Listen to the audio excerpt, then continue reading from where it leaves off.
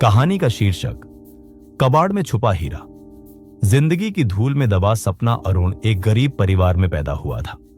उसका घर एक छोटी सी झोपड़ी थी जो शहर के बाहर झुग्गी बस्ती में थी। पिता रिक्शा चलाते थे और मां लोगों के घरों में बर्तन मांजती थी। लेकिन अरुण के अंदर एक अनोखी चमक थी, सपनों की चमक। जब दूसरे बच्चे खेलने में व्यस्त रहते, अरुण स्कूल की पुरानी किताबें खोजता, टूटे पेन से शब्द लिखता और रेडियो से खबरें सुनता। उसका सपना था पत्रकार बनना, लेकिन हालात उसके खिलाफ थे। एक दिन उसके पिता ने कहा, बेटा, पत्रकार बनने का सपना अच्छा है, पर हमारे जैसे लोगों के लिए ये सपने नहीं होते, पेट भरना ही काफी है। अरुण चुप रहा, पर उसके दिल में आग जल चुकी थी। कबाड़ वाला लड़का पढ़ाई के साथ साथ अरुण ने एक कबाड़ की दुकान में काम करना शुरू किया। वहां वह टूटी फूटी किताबें, अखबार और मैगजीन ढूंढता। कई बार उसे कोई पुरानी इंडिया टुडे या द हिंदू की कॉपी मिल जाती, जिसे वो बड़े ध्यान से पढ़ता। वहीं एक दिन उसने एक मैगजीन में एक लेख पढ़ा, गांव से आया लड़का बना देश का सबसे बड़ा पत्रकार। वो कहानी उसके दिल में उतर गई। उसने ठान लिया, मैं भी बनूंगा, चाहे कितना भी संघर्ष क्यों ना करना पड़े।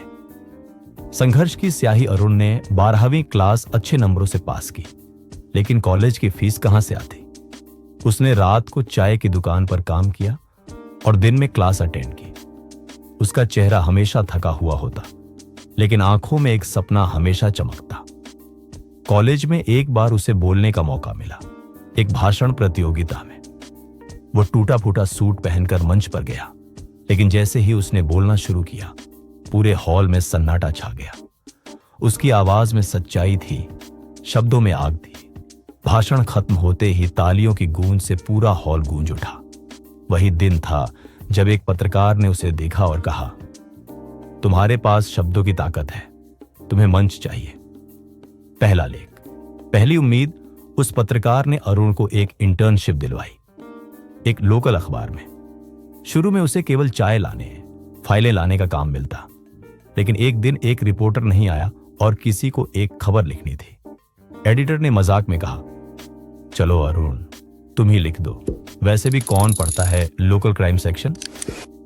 अरुण ने रात भर मेहनत करके खबर लिखी। अगली सुबह उसकी खबर फ्रंट पेज पर थी, कबाड़ वाला लड़का बना रिपोर्टर। नाम बनता है मेहनत से। अब अरुण को पहचान मिलने लगी। उसने स्टोरी कवर की सड़क किनारे रहने वाली एक बुजुर्ग औरत की, जिसे सिस्टम ने भुला दिया था। उसकी रिपोर्ट के बाद महिला को सरकारी मदद मिली। लोग अरुण को पहचानने लगे, अरे वो देखो, वही लड़का जिसने बुजुर्ग अम्मा की मदद करवाई थी। अरुण अब न्यूज चैनल में भी आने लगा। उसे डिबेट में बुलाया जाने लगा। उसकी ईमानदारी, मेहनत और संघर्ष की कहानी हर किसी को छूती। पिता की आंखों में गर्व। एक दिन अरुण अपने रिक्शा चलाते पिता को चैनल स्टूडियो लेकर गया। कैमरा ऑन हुआ, लाइव शो था। अरुण ने कहा, मैं आज जिस भी मुकाम पर हूं, उसका श्रेय उस इंसान को जाता है जिसने मुझे टूटी छत के नीचे भी सपने देखना सिखाया, मेरे पापा। उसके पिता की आंखों में आंसू थे, लेकिन इस बार दुख के नहीं, गर्व के आंसू। आवाज जो बदलाव लाए। अब अरुण एक बड़ा नाम बन चुका था, लेकिन उसने कभी अपने जड़ें नहीं भूली। उसने अपने इलाके में एक छोटा लाइब्रेरी खोला, गरीब बच्चों के लिए। हर महीने वो वहां जाता, बच्चों से कहानियां सुनता और कहता, तुम्हारे हालात तुम्हारी मंजिल तय नहीं करते। सपने अगर सच्चे हों तो रास्ता खुद बन जाता है। सीख, कई बार जिंदगी हमें कबाड़ में डाल देती है, लेकिन अगर हमारे अंदर चमक हो तो वही कबाड़ हमें हीरा बना देता है। अरुण ने हालात को बदल दिया, क्योंकि उसने खुद को कभी कमजोर नहीं समझा। अगर आपको यह कहानी पसंद आई हो तो कृपया वीडियो को लाइक जरूर करें।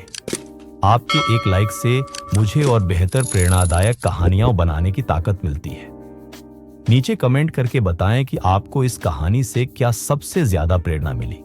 और अगर आप ऐसी ही और कहानियां सुनना चाहते हैं तो हमारे चैनल को सब्सक्राइब करना न भूलें। हम हर हफ्ते नई प्रेरणादायक कहानियां लाते रहते हैं जो आपके सपनों को उड़ान देंगी। धन्यवाद। आपका साथ हमारे लिए बहुत मायने रखता है। चलो मिलकर आगे बढ़ते हैं और अपने सपनों को सच करते हैं।